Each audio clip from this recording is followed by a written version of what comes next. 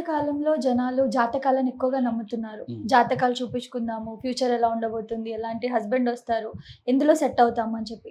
అసలు వాస్తవంగా జాతకాలను నమ్మొచ్చా? నమ్మొచ్చండి. అంటే నేను ఒక ఆస్ట్రాలజర్‌గా నమ్మొచ్చనే చెప్తాను. నమ్మొచ్చని చెప్తారు. అంతే కదా! నా వృత్తే అది. అంటే ఒక మనిషి ఎలా చెప్పగలుగుతాడు? అంటే ప్రెజెంట్ ఏంటి? పాస్ట్ ఏముంది? ఫ్యూచర్ ఏం జరగబోతుంది? ఎలా చెప్పగలుగుతారంటే ఆ హోరోస్కోప్ జనరేట్ అవుతుందన్నమాట. డేట్ ఆఫ్ బర్త్ టైం ప్రకారం. ఓకే. ఆ కుండలిని చూసి భూత, భవిష్యత్, వర్తమాన కాలాలు జ్యోతిష్యుడు చెప్పడం అనేది జరుగుతుంది. అంటే నమ్మొచ్చు అంటారు. ఉన్నాయి.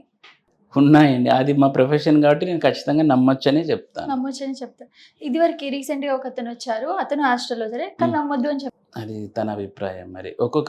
ఇది చూడండి, ఒక్కొక్క వ్యక్తులు చూసే యాంగిల్ వేరే రకంగా ఉంటుంది. అది హ్మ్. వాళ్ళ వాళ్ళ ఇష్టం. ఓకే. తను ఆస్ట్రాలజర్ అయ్యుండి నమ్మొద్దనంటే తను ఎందుకు చేస్తున్నాడో నాకు అర్థం అవ్వట్లేదు. హ్మ్.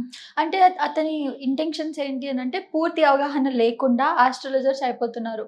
కొన్ని ఉంటాయంట. కొన్ని నంబర్స్ ఉంటాయంట. అవన్నీ చెప్పగలగాలంట. అంటే నార్మల్‌గా ఏం అవగాహన లేకుండా మేము ఆస్ట్రాలజర్ అని చెప్పుకున్నారు. పూట గడవడానికి అని చెప్పి అతని ఉద్దేశ్యం. దీనికి మీరేమంటారు? అది అతనేమో మరి నాకైతే తెలీదు. అంటే దొంగ ఆస్ట్రాలజర్స్ కూడా ఉన్నారా? నేను చెప్పేది వినండి. నేను ఎంఏ చేశాను. పీహెచ్‌డీ చేశాను హ్మ్. ఆస్ట్రాలజీలో. చాలా టైటిల్స్ కూడా ఉన్నాయి నాకు. హ్మ్. సో, నాకంత అవసరం లేదు. ఓకే. అది కాక నేను వామాపాత ఆస్ట్రాలజర్‌ని. హ్మ్. మరి ఆయన ఎవరిని పట్టుకున్నాడో మరి ఆయనకే తెలియాలి. ఆయన ఎవరో కూడా నాకు తెలియదు మరి. ఎవరి గురించి మీరు మాట్లాడుతున్నారు? ఇదివరకి మనకి చనిపోయారు గదా! రీసెంట్‌గా హ్మ్. సీరియల్ ఆర్టిస్ట్ హ్మ్. పవిత్ర గారు. హ్మ్. సో, అంటే ఇలా ఇప్పుడు యాక్సిడెంట్ అయ్యి చనిపోతారు. ఇలాంటివి కూడా జాతకాల్లో రాసుంటారా? ఉంటాయండి. ఎలాగా తెలుస్తుంది మనకి? ఎలా తెలిసిందంటే జాతకంలో ఉన్న గ్రహస్థితిని బట్టి తెలుస్తుంది. హ్మ్. కుజుడు కానీ, కేతువు కానీ, రాహువు ఇట్లాంటి గ్రహాల యొక్క సంచారాన్ని బట్టి, ముఖ్యంగా శని. ఎందుకంటే ఆయుష్కారకుడు శనే. హ్మ్.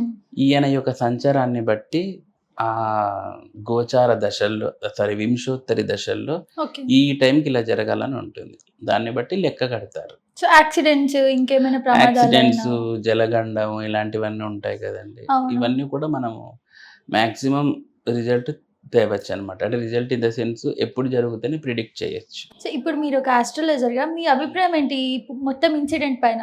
లైక్ ఇప్పుడు తను యాక్సిడెంట్ అయ్యి చనిపోయింది. తన వల్ల చందు చనిపోయారు సూసైడ్ హ్మ్. చేసుకొని. అసలు దీన్ని మీరే కోణంలో చూస్తారు? ఏ కోణంలో చూద్దామంటే వాళ్ళింక చనిపోయారు. అవును. జాతకం పరంగా అయితే నేను మాట్లాడగలను. హ్మ్. వాళ్ళకి చూడండి, ఇప్పుడు ఫస్ట్ ఆమె చనిపోయింది. అవును. ఆమెకి యాక్సిడెంట్‌కి సంబంధించిన గ్రహాలేవో కుజుడో, కేతువో ఏదో గ్రహం ఉండింటుంది. హ్మ్. అందుకని ఆమె యాక్సిడెంట్ అయ్యి చనిపోయింది. ఓకే. ఇక ఈయన ఆత్మహత్య చేసుకొని చనిపోయాడు. అవును. ఈ ఆత్మహత్యకి ఎప్పుడు గాని ప్రేరేపించే గ్రహాలు చంద్రుడు ఎక్కువ ప్రేరేపిస్తాడు. హ్మ్. ప్లానెట్ మూన్ వీక్ ఉన్న వాళ్ళు ఎప్పటికైనా గాని వాళ్ళకి ఆ సూసైడల్ టెండెన్సీ ఉంటుంది.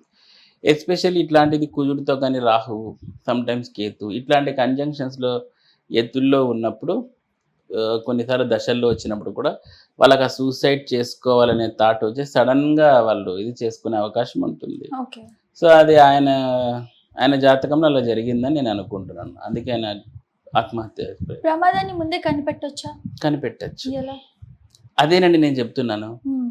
జాతకం విశ్లేషణ అంటే చేసి మనకెలా మనం ఎలా మీరు తెలుసుకోవచ్చు? తెలుసుకోలేరది. తెలుసుకోలేము. అది ఆల్ ఆఫ్ సడెన్ జరిగిపోతుంది. No, no, no, no. అది హ్మ్. మీరు తెలుసుకోలేరండి. హ్మ్. ఒక జ్యోతిష్యుడు తెలుసుకోగలడని చెప్తున్నాను. ఓకే.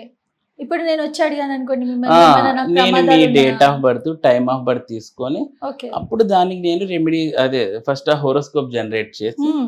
అప్పుడు చెప్తాను. ఈ టైంలో నీకు ఇలా జరిగే అవకాశం ఉంటుంది అని చెప్తాను. అది మీరు ఎవరికి వాళ్ళు తెలుసుకోలేరు. ఇప్పుడు ఓకే. మనకేదో కడుపులో నొప్పి ఉంది. మహా అయితే ఒక మెడికల్ షాప్‌కెళ్ళి టాబ్లెట్ తీసుకొని మింగగలం. అది అవును. రెగ్యులర్‌గా రిపీట్ అవుతా ఉంటే ఏం చేస్తాము? డాక్టర్ దగ్గరికి పోతాం. హ్మ్. డాక్టర్ కూడా ఏం చేస్తాడు? స్కానింగ్ చేస్తాడు. హ్మ్. ఆయన పైనుంచి చూసి ఏం చెప్పలేడు కదా! అవును. ఆస్ట్రాలజీ కూడా అంతే. వస్తే ఈ డీటెయిల్స్ తీసుకొని అనలైజ్ చేసి అప్పుడు చెప్తారు ఇలా ఇలా జరుగుతుంది అని. ఓకే.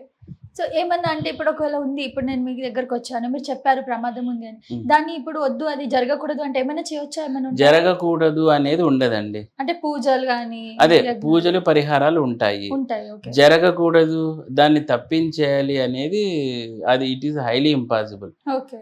దాని యొక్క ఎఫెక్ట్‌ని సప్రెస్ చేయొచ్చు. హుహు. ఆ! Through some kind of remedies. Okay. అంతే తప్పితే దాన్ని మనము పూర్తిగా అవాయిడ్ చేసేకి లేదు. హుహు. హ్మ్.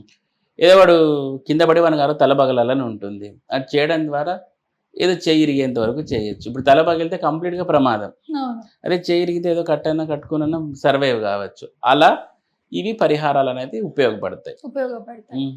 సబ్స్క్రైబ్ చేయండి. subscribe to Please do subscribe to Please like, share and subscribe to top Telugu TV. Top Telugu TV. Top Telugu TV. Top Telugu TV.